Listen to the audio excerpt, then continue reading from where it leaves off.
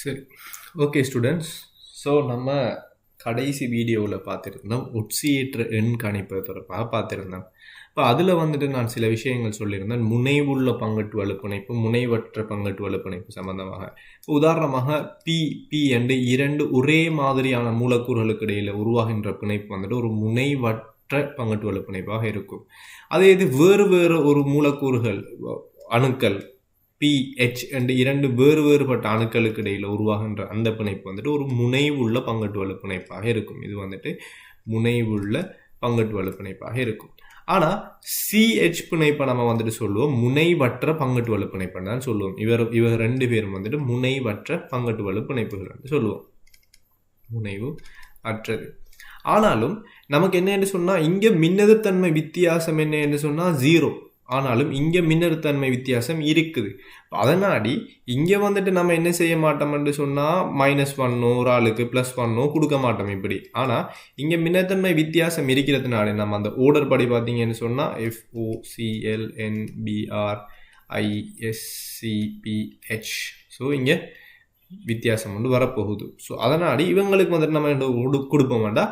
ஒக்சியேற்ற எண் காணும் போது +- கொடுப்போம். ஸோ மின்னத்தன்மை கூடின ஆளுக்கு ஒரு -1ம் குறைஞ்ச ஆளுக்கு +1ம் கொடுப்போம். ஸோ இதனாடி தான் CH4 உள்ள கார்பனினுடைய மின்னத்தன்மை என்னன்னு கேட்டாங்கன்னா நமக்கு தெரியும் X + 4 × +1 = 0. ஸோ X = -4 வரும். இதை நீங்கள் கட்டமைப்புக்கு பார்த்தீங்கன்னு சொன்னால் H என்று வரும். ஸோ இவருக்கு ப்ளஸ் இவருக்கு மைனஸ் இப்படி 4 இருக்கிறதுனாடி 4 இதால் பிரிக்கப்பட்டு -4 வரும். Right, okay. ஸோ பிள்ளைகள் இது வந்துட்டு அந்த முனைவுள்ள பங்கட்டு வலுப்பிணைப்பு, முனைவற்ற பங்கட்டு வலுப்பிணைப்பு சம்பந்தமான விஷயம். அதில் எப்படி இந்த இது காண்றேன்னு சொல்லி பார்த்தோம். ஆனாலும் நமக்கு தெரியும் இவங்க 3 பேருக்கும் 2.5, இவருக்கு 2.8, இவங்க 2 பேருக்கும் 3, இவர் 3.5, இவருக்கு 4, இவர் 2 பேருக்கும் 2.1. ஆனால் என்னதான் இவங்களுக்குரிய மின்னெதிர்த்தன்மை பெருமானம் ஈக்குவலாக இருந்தாலும் இவங்க வந்துட்டு நமக்கு என்னென்னா ஒரு பிணைப்பாக வரும்போது நம்ம இந்த ஓர்டரை தான் நம்ம என்ன செய்வோம் கன்சிடர் பண்ணுவோம்.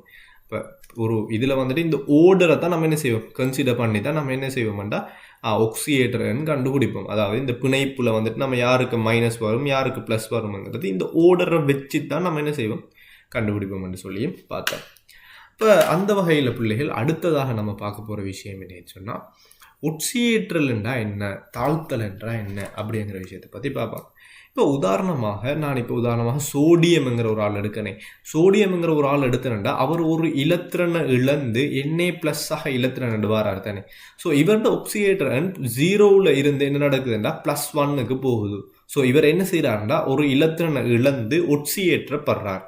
ஸோ இவரோட ஒக்சியேற்ற எண்ணில் வந்துட்டு மாற்றம் ஒன்று வந்துச்சுண்டா, அதாவது கூட வந்துச்சுண்டா, மாற்றம் இல்லை, ஒக்சியேற்ற எண் கூடிச்சுண்டா அவர் வந்துட்டு ஒட்சியேற்றப்படுகின்றார்.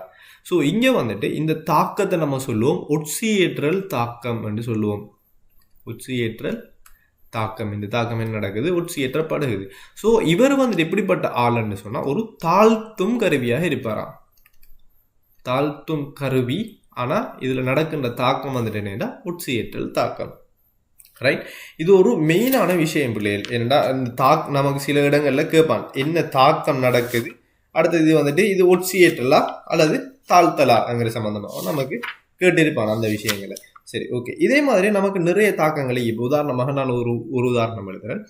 கந்தகம் ப்ளஸ் கன்சன்ட்ரேட் HNO3யோட தாக்கம் புரிய போக்குள்ள இப்போ இதில் வந்துட்டு பார்த்தீங்கன்னு சொன்னால் என்ன நடக்குமா, கன்சன்ட்ரேட் HNO3 நான் யூஸ் பண்ணால் எப்பயுமே எனக்கு NO2 வரும். ஸோ இவரோட ஒக்சைடு வரப்போகுது. சல்ஃபர்ண்டா நான் இதில் எப்படி ஈஸியாக ஞாபகம் வைக்கிறேன்னு சொல்லிக்கிறேன். ஸோ ஒக்சைடு வரப்போகுது. அதனால் ஆனால் நீர் வாரத்தினாடி இங்கே H2SO4ன்னு எழுதுவோம் இந்த இடத்த மட்டும். ஆனால் மற்ற எல்லா இடத்தையும் நம்ம என்ன செய்வோம் அவரோட ஒக்சைடையும் நீரையும் எழுதுவோம். Right, okay. ஸோ பிள்ளைகள் பார்த்தீங்கன்னு சொன்னால் இவரோட ஒக்சியேற்ற மாற்றம் எப்படி இருக்குதுன்னா 0ல் இருந்து இங்கே வந்துட்டு H2SO4க்கு போகக்குள்ள இனி நான் இவங்களுக்குலாம் எப்படி சல்ஃபர் ஒக்சியேட்டர்லாம் கால்குலேட் பண்ணுவோம்டா என்ன யூஸ்வலான இந்த மெத்தட் தானே. ஆக்சிஜன் ஹைட்ரஜன் அமைக்கிறேன்னா அப்போ எனக்கு ஈஸி கண்டுபிடிக்காது. X + 2 × +1 + 4 × -2 ஸோ = 0 என்ற அந்த இதில் வந்துட்டு 0 தான். ஸோ எக்ஸை கண்டுபிடிச்சேன்டா +8 -2 அப்போ +6 என்று வரப்போகுது. ஸோ இந்த இடத்த எனக்கு வந்திக்கிற இவரோட ஒக்சியேட்டர் +6.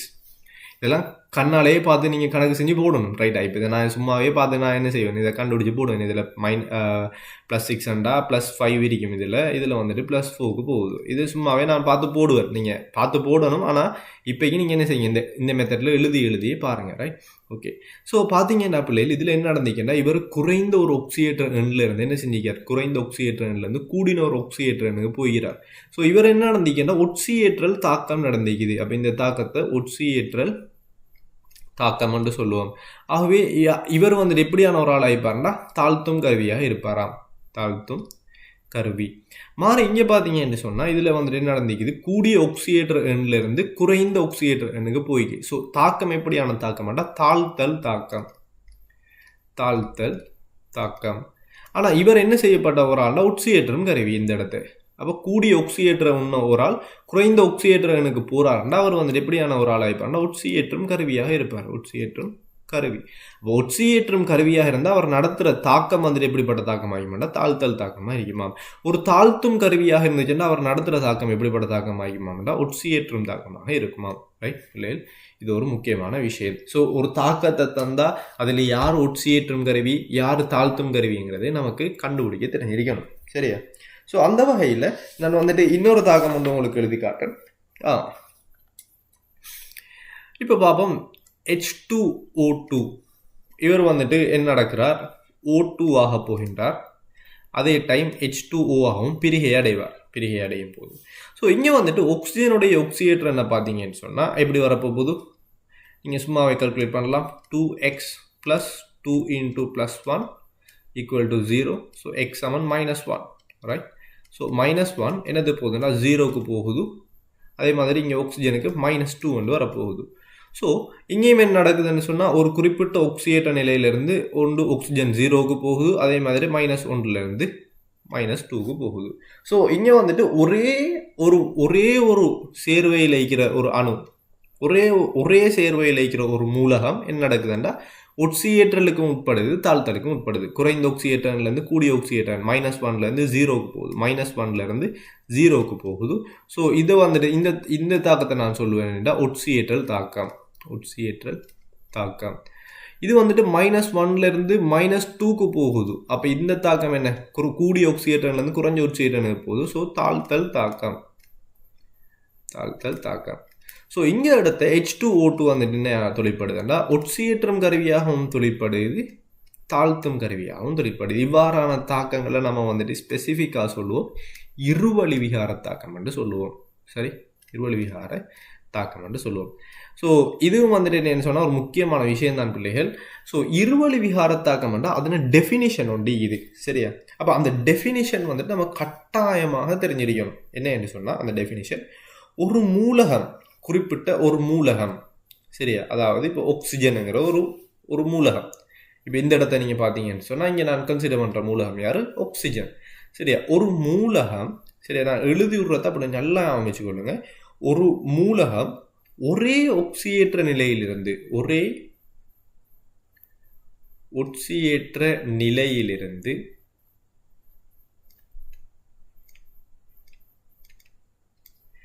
சரியா, ஒரு மூலகம் ஒரே ஒட்சியேற்ற நிலையிலிருந்து ஒட்சியேற்றலுக்கும் தாழ்த்தலுக்கும் உட்படும் என்று சொன்னா, ஒட்சியேற்றலுக்கும் தாழ்த்தலுக்கும் உட்படுமாயின்,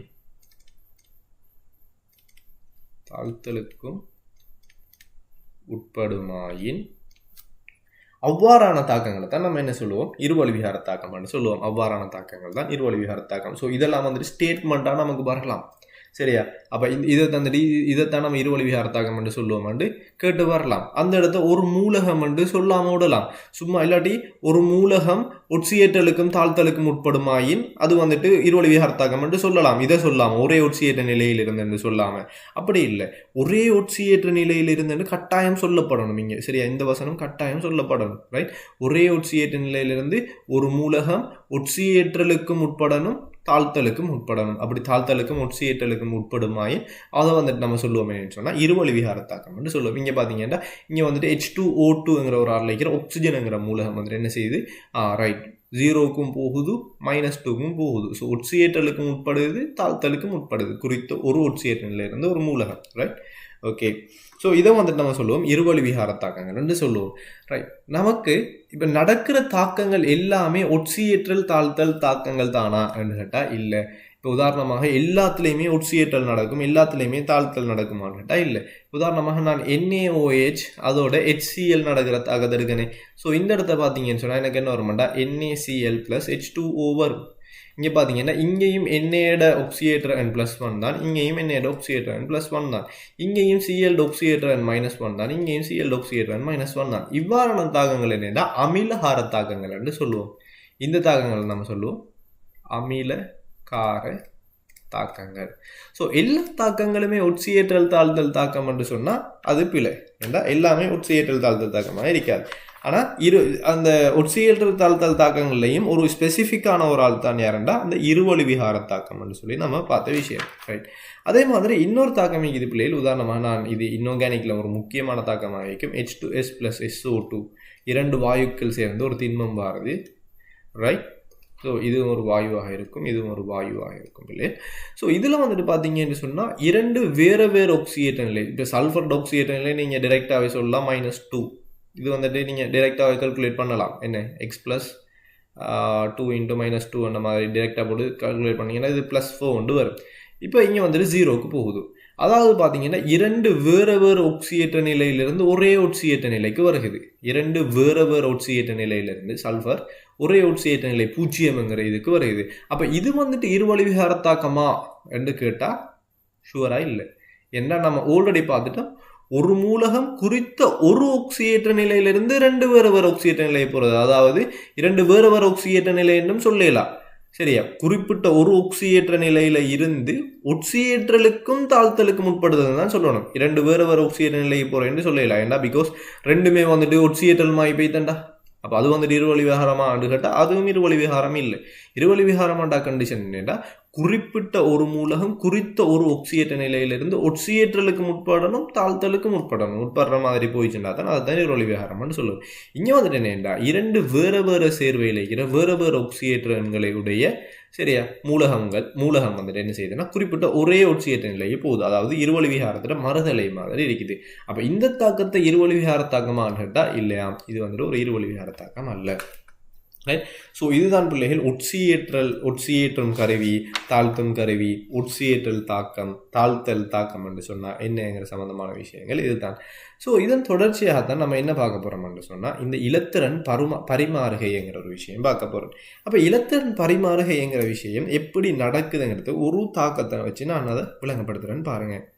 ஒரு தாக்கம் நான் எழுதுகிறேன் S + HNO3 நான் ஏற்கனவே எழுதின தாக்கம் தான். என்ன நடக்க போகுது, இங்கே H2SO4 ப்ளஸ்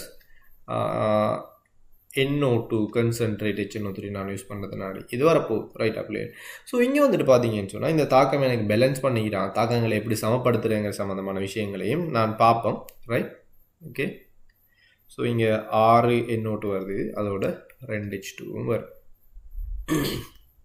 ரைட், ஸோ இங்கே வந்துட்டு பார்த்தீங்கன்னா இங்கே RHNO3 சேர்த்தானே. ஓகே, இங்கே வந்துட்டு பார்த்தீங்கன்னா சல்ஃபர் வந்துட்டு என்ன நடக்குதுன்னா 0ங்கிற ஒக்சியேற்ற நிலையிலேருந்து என்னத்துக்கு போகிறாரு H2SO4 அப்போ +6ங்கிற ஒக்சியேற்ற நிலையை போகிறாரு. 0லேருந்து +6ங்கிற ஒக்சியேற்ற நிலையை போகிறாரு. அப்போ இதன் மூலமாக இவர் இழக்கிற இலத்திரன்கள் என்ன, இலத்திரன்கள் வந்துட்டு அப்போ இலத்திரனை இழந்தாத்தான் ப்ளஸ் ரெண்டு வருவார். அப்போ ஒரு இலத்திரனை இழந்தா ஒரு ப்ளஸ். இப்போ இங்கே 6+ வந்திருக்கேன்டா இவர் வந்துட்டு 6 இலத்திரன்களை இழந்திருக்கிறார். 6 இலத்திரன். ரைட், ஆனால் நைட்ரஜனை பார்ப்போம். இங்கே நைட்ரஜன் வந்துட்டு என்ன சொன்னால் இவரோட ஒக்சியேற்ற நிலை வந்துட்டு +5. ரைட், இதுல இருந்து இங்கே நைட்ரஜன் +4க்கு போயிடார். ஸோ வந்துட்டு என்ன நடந்தீங்கன்னா ஒரு இலத்திரனை +5லேருந்து +4க்கு போகிறாருன்னா என்ன அர்த்தம், ஒரு இலத்திரனை ஏற்று இருக்கிறாருன்னு அர்த்தம். +5லேருந்து ஒரு இலத்திரனை ஏற்று இருக்கிறாருன்னு அர்த்தம். சரி, அந்த வகையில் அப்படின்னா நமக்கு இங்கே இழக்கிற 6 இலத்திரனையும் எத்தனை மூல் நைட்ரஜன் ஏற்குமாம் என்று சொன்னால் ஒரு HNO3 வந்துட்டு ஒரு NO2 போகிறதுக்கு தான் நமக்கு என்ன நடக்குதுன்னா ஒரு இலத்திரனை ஏற்று தான் அவர் போகிறார். அப்போ +5லேருந்து என்ன நடந்தீங்கன்னா +4க்கு போகிறார். அப்போ ஒரு மூல் இலத்திரனம் தான் இவர் ஏற்று வந்துட்டு என்ன வந்திருக்கிறேன்டா ஒரு மூல் எண்ணோட்டுவா போவார். அப்போ 6 மூல் இலத்திரனை நம்ம ஏற்கணும்னு சொன்னால் கட்டாயம் என்ன நடந்திக்கணும்னா இந்த 6 எண்ணோட்டு வரணும். ஸோ 6 மூல் நைட்ரஜன் தேவைங்கிறது தான் நீங்கள் ஒரு கன்செப்ட், ரைட்? ஒரு சின்ன ஒரு ஐடியா தான், ஆனால் பெரிய விஷயம் ஒன்று இல்லை. ஆனால் இது ஒரு சின்ன ஒரு பாஸ் பேப்பரில் வந்திருக்குது, அதுக்காக நம்ம இந்த ஐடியாவையும் பார்த்துட்டு போவோம், ரைட்? ஓகே. ஸோ இன்னொரு தாக்கத்தை நான் எழுதி அதை விளங்கப்படுத்துகிறேன் பிள்ளைகள் பாருங்கள். இப்போ உதாரணமாக நான் வந்துட்டு பொஸ்பரஸ்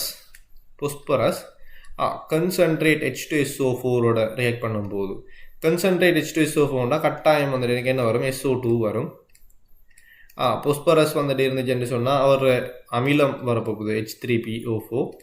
அப்போ ஹைட்ரஜன் வந்துட்டு சும்மாய்க்காது, ஸோ அவங்க வந்துட்டு H2O வரும். ஸோ இங்கே வந்துட்டு பார்த்தீங்கன்னா பிள்ளைகள் பொஸ்பரஸ் வந்துட்டு என்ன நடக்குதுன்னா பேலன்ஸ் பண்ண சமன்பாடு 2 5 இதுக்கு 2 இதுக்கு 5 2 வருது, ரைட்? ஸோ இங்கே வந்துட்டு பார்த்தீங்கன்னா புள்ளி பொஸ்பரஸ் வந்துட்டு 0ல் இருந்து என்னத்துக்கு போகிறாருன்னு சொல்லிட்டா +5க்கு போகின்றார். ஸோ 0லேருந்து +5க்கு போகிறார். ஆனால் இங்கே எத்தனை பொஸ்பரஸ் போகுதுன்னா 2 பொஸ்பரஸ் போகுது. ஸோ ஒரு பொஸ்பரஸ் வந்துட்டு 0லேருந்து +5க்கு போனால் பரிமாற்றப்படுகின்ற இலத்திரன் எண்ணிக்கை வந்துட்டு +5 இலத்திரன், ரைட்? ஸோ 5 தானே வருது. ஸோ 5 இலத்திரன் வந்துட்டு பரிமாற்றப்படுகிறது. ஸோ 2 பொஸ்பரஸ் போகிறதுனாடி பரிமாற்றப்படுற மொத்த இலத்திரங்கள் எண்ணிக்கை 10 இலத்திரன் வரப்போகுது, ரைட்? இந்த 10 இலத்திரனை ஏற்கிற ஆள் யாருன்னா இந்த சல்ஃபர். ஸோ சல்ஃபரில் வந்துட்டு பார்த்தீங்கன்னா எத்தனை சல்ஃபர் ஆக்சியேட்டர் வந்துட்டு என்ன +6 இங்கே சல்ஃபர் +4க்கு போகுது. ஸோ 2 இலத்திரன்களை தான் இவர் வந்துட்டு என்ன செஞ்சு கொள்றாரு, ஏற்றுக்கொள்றாரு. ஸோ 2 இலத்திரனை ஏற்றுக்கொள்றானா அப்போ எனக்கு 10 இலத்திரனை ஏற்றுக்கொள்ளக்கூடிய சல்ஃபர்கள் தேவை. அப்போ ஒரு மூல் சல்ஃபரால் ஏற்றுக்கொள்ள அந்த H2SO4 சல்ஃபரால் ஏற்றுக்கொள்ளக்கூடிய அந்த இலத்திரன்கள் எண்ணிக்கை வந்துட்டு என்னென்னா 2. ஸோ எனக்கு என்ன தேவைன்னா 5 மூல் இலத்திரன்கள் தேவை. அப்போ தானே 10 ஏற்றுக்கொள்ளலாம். 10 ஏற்றுக்கொள்ளேன்னா அப்போ 5 மூல் இது அதனாடி தான் இங்கே 5 வருது, 5SO2 சொல்லி வருது, ரைட்? அப்படியே. ஸோ இது வந்துட்டு சாதாரணமாக ஒரு சின்ன ஒரு ஐடியா தான், பெரிய விஷயம் ஒன்றும் இல்லை. அந்த இழக்கப்படுற அந்த இலத்திரன்களோட எண்ணிக்கையை வச்சு செய்கிறது. இது தாக்கங்களை சமப்படுத்துறதுக்கு நம்ம ஒரு மெத்தட்டாக யூஸ் பண்ணோம். ஸோ அங்கேயும் நம்ம இதை பார்ப்போம். பட் இது ஒரு பெரிய விஷயம் ஒன்று சொல்கிற அளவுக்கு இல்லை, நம்மளாக தெரிஞ்சு வச்சுக்கொள்ளுங்க, சரியா பிள்ளை? ஓகே. ஸோ இதை பற்றிய நோட்ஸும் நான் டீட்டெயிலாக என்ன கோப்பியில் தந்திக்கிறேன், ரைட்? ஓகே. அந்த வகையில் அடுத்ததாக நம்ம பார்க்க போகிறது என்னென்னா அசேதன சேர்வைகளின் பெயரீடு சம்பந்தமான விஷயங்களை பார்க்க போகிறோம். ஸோ எப்படி பேரிடுற அசேதன சேர்வைகளைங்கிற விஷயத்த நான் என்ன செய்கிறேன்டா இந்த இது மூலமாக பார்ப்போம், ரைட்? ஓகே. ஸோ பிள்ளைகள் பார்ப்போம். இதில் அசேதன சேர்வைகளின் பேரீடு. அப்போ எளிய அயன் சேர்வையாக இருந்தால் என்ன நடக்குமா? எளிய அயன் சேர்வைன்னு சொன்னால் எளிய அயன்லையும் அயன் கற்றையனை நான் எப்படி பேரிடுவேன்? ஒரு சாதாரண எளிய அயன் கற்றையன், உதாரணமாக Na+. இவர் வந்துட்டு என்ன சொன்னால் Na+ங்கிற ஒரு ஆளை மட்டும்தான் உருவாக்குவார். சோடியம்ங்கிறது என்னென்னா Na+ங்கிற ஒரு ஆளை மட்டும்தான் உருவாக்குவார். ஆனால் சில மூலகங்களுக்கு இது 2 கற்றையன்களை உருவாக்கும். Cu+ உருவாக்கும், Cu2+ உருவாக்கும். அப்படி 2 வகையான கற்றையன்களை உருவாக்குறாக்களும் இருக்குது. பல கற்றையன்களை உருவாக்குறாக்கள் இப்போ எம்என்லாம் நிறைய கற்றையன்களை உருவாக்கும். அப்படியான ஆக்களை நம்ம வந்துட்டு சிக்கலான ஆக்களுக்குள்ள பார்ப்போம். இது எளிய ஆக்களுக்குள்ள நம்ம எப்படி எழுதுறேன்னு பார்ப்போம்.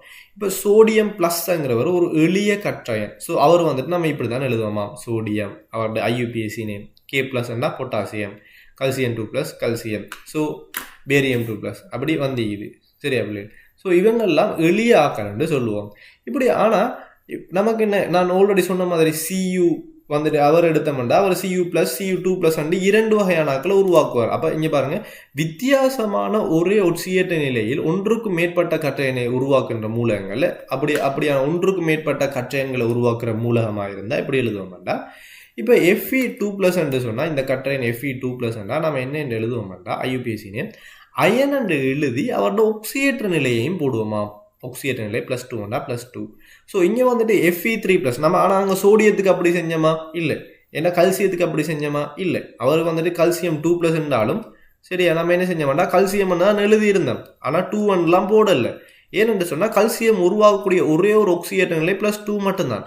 ஆனால் இரும்பு அப்படியே இல்லை. இரும்பு வந்துட்டு என்ன செய்ய மாட்டா? +2ஐயும் உருவாக்கும், +3ஐயும் உருவாக்கும். அதன் காரணமாக நான் என்ன செய்யறேன்டா இதை வேறுபடுத்தி காட்டுறதுக்காக தான் என்ன செய்ய வேண்டாம்? அயன் 3 என்று எழுதுவேன்.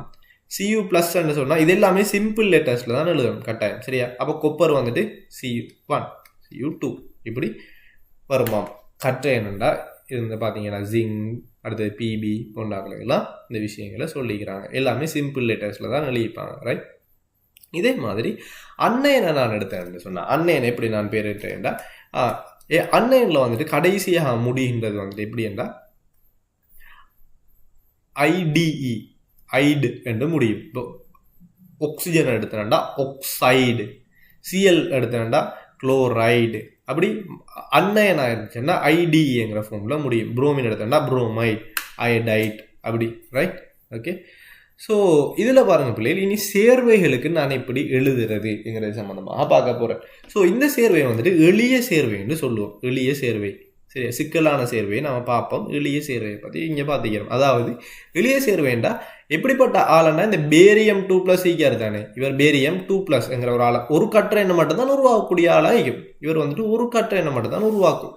அது மாதிரி குளோரின் வந்துட்டு என்னன்னு சொன்னால் CL- ஒரு அன்ன எண்ணம் மட்டும்தான் உருவாக்கும். ஆனால் இப்போ இந்த இடத்த CuCl2 வந்தால் அவர் சிக்கலான ஒரு ஆள். ஏனெண்டா Cuங்கிற ஒரு ஆள் இருக்கிறார். ஸோ Cuங்கிற ஒரு ஆள் இருந்தால் அவர் 2 வகையான கற்றையங்களை உருவாக்குவார். Cu+ஐயும் உருவாக்குவார், Cu2+ஐயும் உருவாக்குவார். ஸோ அது வந்துட்டு சிக்கலான பேரிடுக்குள்ளே வந்துடும்.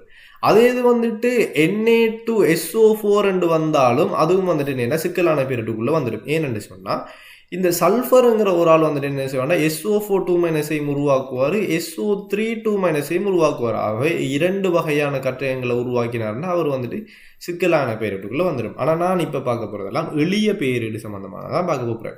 அதாவது நான் இங்கே வார அந்த ஒரு மூலகம் ஒரு கற்றையனைத்தான் உருவாக்குவார், அடுத்தது அதோட சேர்ந்து வர அன்னையன் ஒரே ஒரு அன்னையனை மட்டும் தான் உருவாக்குவார். அப்படி இருந்துச்சுன்னு சொன்னால் நான் என்ன செய்வேன்னா இந்த ஒக்சியேட்ட நிலையில் நான் எழுத மாட்டேன், சும்மா சாதாரணமாக பேரியம் குளோரைடு அப்படின்னு எழுதிடுவேன். ரைட். ஓகே. அதே மாதிரி இங்கே பார்த்தீங்கன்னு சொன்னால் இப்போ வித்தியாசமான ஒரு ஆள், இப்போ CuCl வந்துட்டு அப்போ இவர் வந்துட்டு 2 வகையான கற்றையன்களை உருவாக்கக்கூடிய ஆள். அப்படின்னு வரப்போக நான் என்ன செய்வேன்டா கொப்பை அவரோட ஒக்சியேட்டர் என்ன +1, இப்போ இந்த இடத்த copper-1 குளோரைடு அப்படி எழுதுவேன். copper-1 chloride. ரைட். இது வந்துட்டு தான் IUPAC நேமாக இருக்கும்.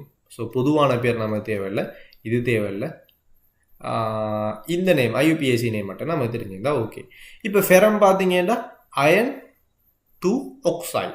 ரைட். அயன் 2 ஆக்சைடு அப்படி தான் எழுதுவேன்.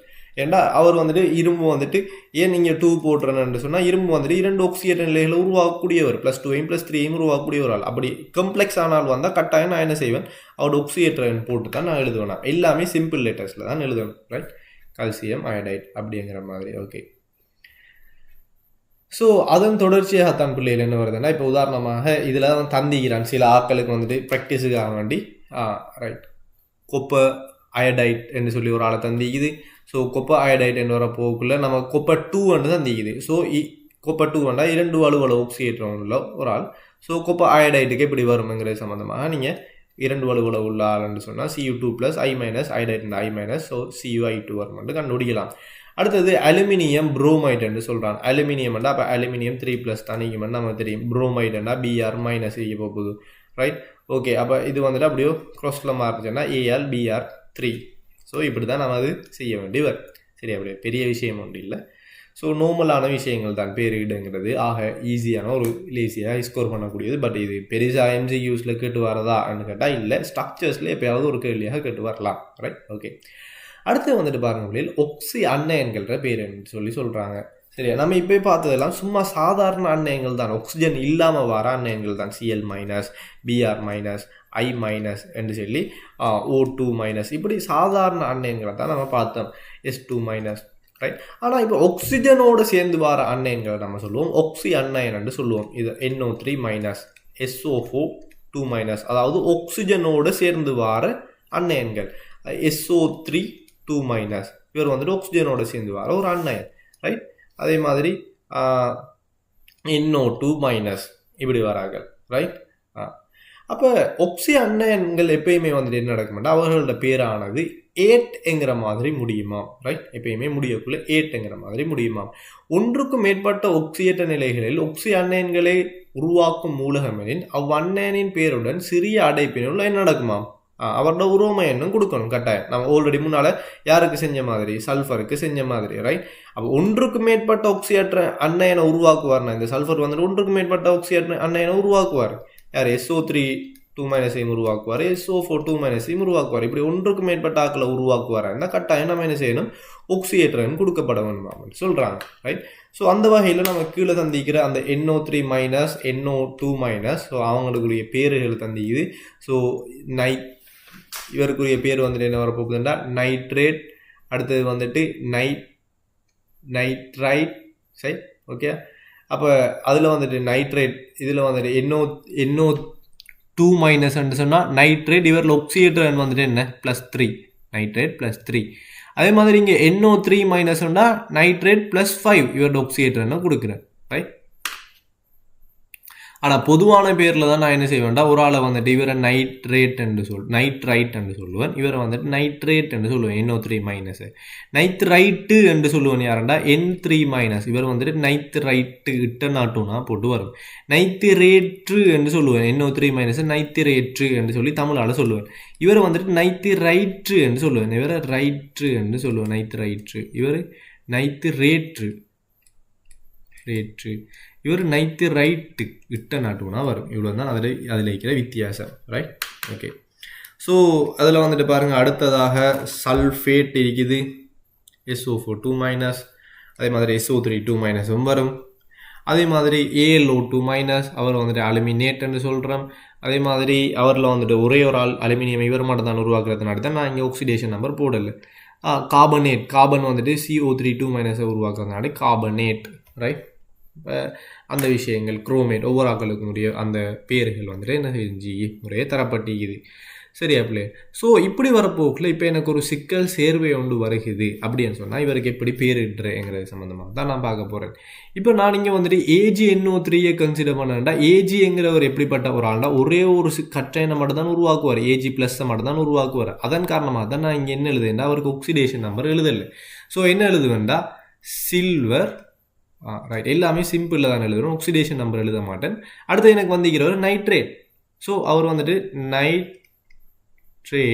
ஆனால் நைட்ரேட்டில் எனக்கு தெரியும் 2 பேர் இருக்கிறாங்க. ஸோ கட்டாயம் அப்போது NO3 மைனஸ் மிக்குது, NO2 மைனஸ் மிக்குது. ஸோ ஆக்சிடேஷன் நம்பர் போகணும். ஸோ 5, சில்வர் நைட்ரேட் 5 வரப்போகுது. சரியா பிள்ளை? ஓகே.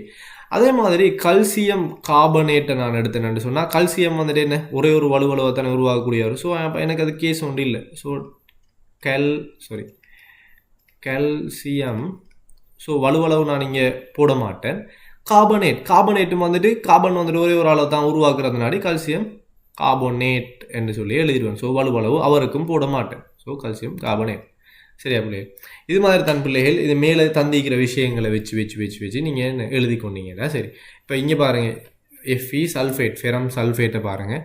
இதில் வந்துட்டு நான் 2க்கும் போட்டிருப்பேன். ஏன்னு சொன்னால் அயன் 3.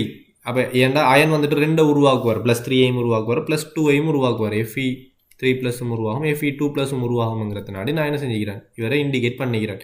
அதே மாதிரி ஒக்ஸோ கட்டை என்ன பார்க்க போகல, ஒக்ஸோ அண்ணன் என்ன பார்க்க போகல, SO4 2 வரும், SO3 2 வரும்ங்கிறதுனாடி நான் என்ன செய்கிறேன், இவருக்கும் சல்ஃபேட் 6 என்று சொல்லி இண்டிகேட் பண்ணிக்கிறேன் உருவம் இலக்கத்தினாடி. ரைட்.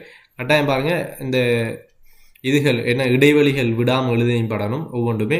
அடுத்தது எல்லாமே சிம்பிள் லெட்டர்ஸ்லையும் எழுதப்படணும். ரைட். ஒன்றுமே கேபிட்டல் லெட்டர்ஸ் யூஸ் பண்ண மாட்டேன். ஸோ இதுதான் பிள்ளைகள். இங்கே வந்துட்டு பொட்டாசியத்துக்கு பார்த்தீங்கன்னா நான் இங்கே வந்துட்டு ஒரு ஆக்சிடேஷன் நம்பரும் போட்டிக்க மாட்டேன், அலுமினேட்டுக்கும் போட்டிக்க மாட்டேன். ஏன்னா அலுமினியம் ஒரே ஒரு இதை மட்டும் தான் உருவாக்கும், ALO2- ஒரு கற்றையனை மட்டும்தான் அன்னையனை மட்டும்தான் உருவாக்கும். ரைட். ஸோ இதுதான் பிள்ளைகள். இது வந்துட்டு அந்தளவு பெரிய விஷயம் ஒன்றும் இல்லை, நார்மலான விஷயங்கள் தான். ரைட். ஓகே. ஸோ அடுத்ததாக பாருங்கள், அமிலங்களோட பேர், அசேதன அமிலங்களோட பேரிடு. ஸோ அமிலங்களை நான் எப்படி பேரிடுவேன் சம்மந்தமாக பார்ப்போம். நீர்க்கரைசல் நிலையில் அயனாக்கம் அடையக்கூடிய 1 அல்லது 1க்கும் மேற்பட்ட H+ ஒட்சிஜனுடன் கொண்டிருக்கிறார்கள் வந்துட்டு என்னென்னா அமிலங்கள் என்று சொல்லுவாங்களா. அதாவது அமிலம் என்ற பொதுவாக என்னன்னு சொன்னால், நீர்க்கரைசல் நிலையில் H+ இழக்கிற ஆக்களை தான் நம்ம என்ன செய்வோம்டா அமிலங்கள்னு சொல்லுவோமா. புரோத்தனோட இழக்கிற ஆக்களை H+ இழக்கிறாக்கள். இப்போ உதாரணமாக HCl ஒரு அமிலம்டா அவர் வந்துட்டு என்ன செய்வாங்கன்னா H+ Cl- ஒரு H+ இழப்பார். அப்படி இழக்கிறாக்கள் அமிலம்னு சொல்லுவோம். அமிலங்களில் 2 வகையான அமிலங்கள் இருக்குது. வன் அமிலம் என்ற ஒரு அழிகுது, மென் அமிலம் என்ற ஒரு அழிகுது. இது சம்பந்தமாக தெளிவாக நம்ம என்ன செய்வோம், ஃபிசிக்கல் கெமிஸ்ட்ரியிலையும் பார்ப்போம். ரைட். ஸோ அமிலங்களை நம்ம எப்படி பேரிடுறேங்கிறத பற்றி பார்ப்போம்.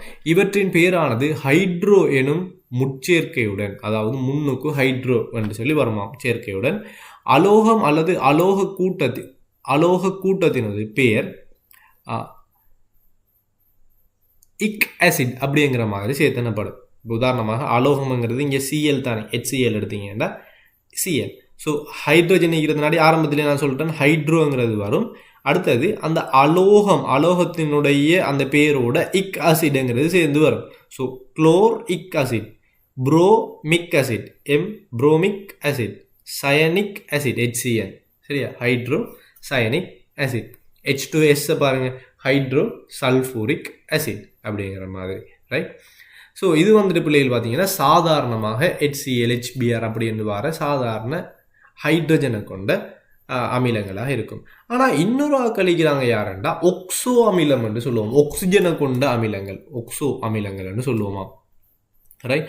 ஸோ ஆக்சிஜனை கொண்ட அமிலங்கள் H2SO4 அதை பார்த்தீங்கன்னா இவங்கெல்லாம் நமக்கு பேரில் இருக்கிறார்கள். சல்ஃபூரிக் ஆசிட்னு சொல்லுவோம். இவர் வந்துட்டு H2SO3 வந்துட்டு சல்ஃபூரஸ் ஆசிட்னு சொல்லுவோம். இவர் வந்துட்டு H2SO4 சல்ஃபூரிக் ஆசிட்னு சொல்லுவோம். HNO3 நைட்ரஸ் ஆசிட், HNO2 வந்துட்டு நைட்ரஸ் ஆசிட், HNO3 வந்துட்டு நைட்ரிக் ஆசிட்னு சொல்லுவோம். HNO3 right. So HNO3 nitric ஆசிட்னு சொல்லுவோம். இவர் வந்துட்டு HNO2 நைட்ரஸ் என்று சொல்லுவோம். ஸோ இவர் சல்ஃபூரஸ், அடுத்த இவர் வந்துட்டு சல்ஃபூரிக் ஆசிட்னு வரும். அப்போ HOCl வந்துட்டு பாருங்கள் ஹைப்போக்ளோரஸ் ஆசிட்னு சொல்லுவோம், ரைட். இப்படியான ஆசிட்கள்ன்ற பேர். ஸோ இவ்வளோதான் பிள்ளைகள் அந்த பேரிடுகள் சம்மந்தமான விஷயம் கல்குலேஷன்ஸில் இருக்கிறது. ஸோ இது பேசிக் தான். இது எப்பயுமே பாஸ் பேப்பர் கொஷின்ஸுக்கு வருமானுட்டா அப்படி எப்பயுமே வாரங்கிறது இல்லை. எப்பயாச்சும் இருந்தால் போல ஒரு வரும் அப்படிங்கிற டைம் தான். ஸோ சம்டைம் உங்களுக்கு வரலையும் வரலாம், நம்ம சொல்ல இயலாம். ஸோ நீங்கள் வந்து என்னென்னா சும்மா நோமலாக தெரிஞ்சு வச்சுக்கொள்ளுங்க. இது அந்தளவு பெரிய MCQ கொஷனுக்கும் வரதா இல்லை. இது ஸ்ட்ரக்சரில் சும்மா எழுத சொல்லுவாங்க. ஸோ நோமலாக ஒரு ஐடியாவில் தெரிஞ்சு வச்சுக்கொள்ளுங்க. நமக்கு என்ன மேபி ஏதாச்சும் வந்தால் ஒரு அளவு மேனேஜபிளாக எழுதுகிற மாதிரி சரி தெரிஞ்சு வச்சுக்கொள்ளுங்கண்டா. இது எல்லாத்தையுமே பாடமாக்கிட்டு இருக்கவும் மேலாது நமக்கு. ஸோ சும்மா நோமலாக சில இந்த அடிக்கடி வாராக்கள், இப்போ நான் சும்மா ஒரு OH- எல்லாம் அடிக்கடி வரும். OH-, அடுத்தது இந்த CrO4 HCO3 CO3 அவங்கெல்லாம் வந்துட்டு என்னென்னா அடிக்கடி வாராக்கள். NO3 NO2 SO4 இவெல்லாம் அடிக்கடி வாராக்கள். ஸோ இவர்களை மட்டுமாச்சும் நீங்கள் கொஞ்சம் என்ன செஞ்சு கொள்ளுங்க, தெரிஞ்சு வச்சுக்கொள்ளுங்க, ரைட்டா. பெருசாக எல்லாருக்கும் தெரிஞ்சு கொள்ளணும் வண்டி இல்லாட்டியும் கொஞ்சம் நோமலாக இவர்களுக்கு மட்டும் தெரிஞ்சு கொண்டீங்கன்னா போதுமாக இருக்கும் பிள்ளைகள். ஸோ அந்த வகையில் இனித்தான் நம்ம என்ன செய்ய போகிறோம்டா கல்குலேஷன்ஸுக்குள்ளேயே போகிறோம். ஸோ இதுவரைக்கும் நம்ம பார்த்ததில் மிக முக்கியமான விஷயம் யாருண்டா அந்த ஒக்சியேட்டரன் கண்டுபிடிக்கிறது. ஸோ ஒக்சியேட்டரன் கண்டுபிடிக்கிறது உங்களுக்கு தெளிவுச்சுன்னா நம்ம இனி என்ன செய்வோம், கல்குலேஷன்ஸுங்கிற ஒரு பாடப்பிறப்பில் மிக முக்கியமான விஷயத்துக்குள்ளே போகிறோம். ஸோ அடுத்ததாக நம்ம பார்க்க போகிற விஷயம் என்னன்னா மூல் மற்றும் அவகாத்ரோ கான்ஸ்டன்ட் சம்மந்தமாக பார்ப்போம், ரைட், அடுத்த வீடியோவில்.